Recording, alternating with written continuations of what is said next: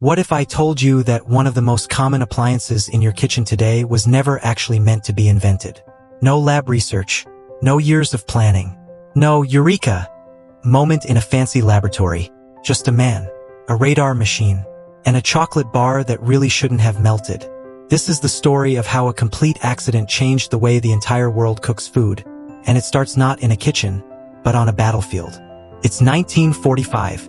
World War II is winding down, but the technology race is very much alive. Raytheon, one of America's biggest defense companies, is deep in the business of building radar systems, the kind of technology that could detect enemy aircraft from miles away. These systems relied on a device called a magnetron, a tube that generates high-frequency microwave radiation. Working with these magnetrons every single day was an engineer named Percy Spencer. Now, Percy Spencer was not your typical engineer. He never even graduated high school. He was largely self-taught, endlessly curious, and the kind of person who couldn't walk past a machine without wanting to understand exactly how it worked. On an ordinary day in the lab, while standing near an active magnetron, he reached into his pocket and noticed something strange. His chocolate bar had melted. Not from the heat of the room, not from sitting in the sun. It had melted right through the wrapper while still in his pocket. Most people would have been annoyed, maybe checked if the machine was broken, moved on. Percy Spencer stopped and asked one simple question. Why? Spencer had a theory.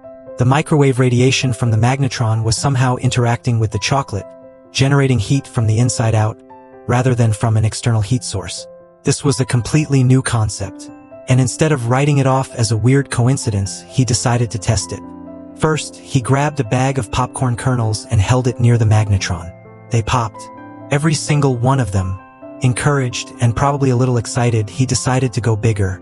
He placed an egg near the magnetron. And in one of the most satisfying and also slightly terrifying moments in scientific history, the egg exploded, right in his colleague's face. But that didn't stop him. Spencer now knew something remarkable. Microwave energy could cook food, and it could do it fast. Far faster than any conventional oven.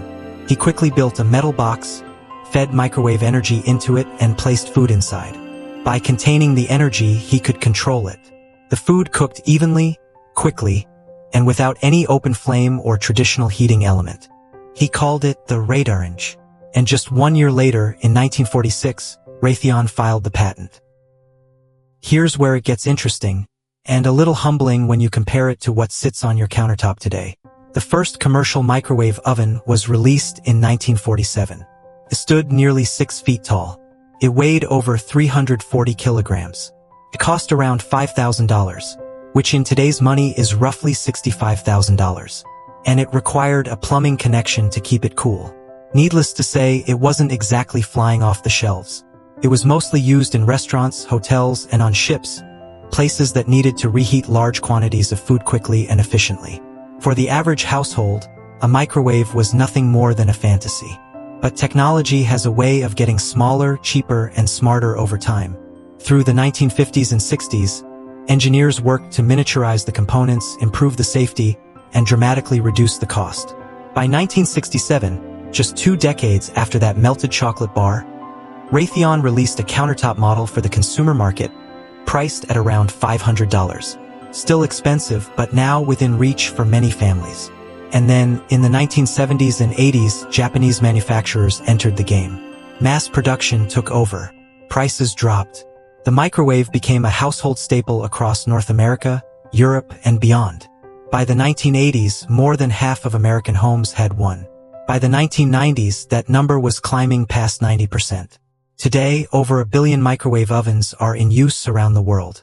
All because a chocolate bar melted in a man's pocket. There's something quietly powerful about this story. Percy Spencer wasn't the smartest person in the room on paper. He didn't have degrees or formal credentials. What he had was curiosity, a refusal to dismiss the unexpected as unimportant. In science, in business, in everyday life, the most groundbreaking discoveries often come not from planned experiments but from the moments we stop and ask, wait, why did that just happen?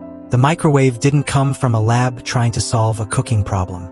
It came from a radar lab during wartime, from a man who noticed something small and decided it mattered. That's the thing about innovation.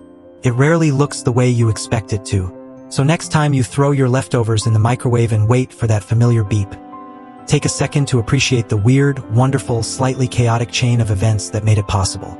A war, a radar machine, a melted chocolate bar, and one very curious engineer. If you found this story as fascinating as I did, make sure to like the video and subscribe, because we've got plenty more stories like this one coming your way. I'll see you in the next one.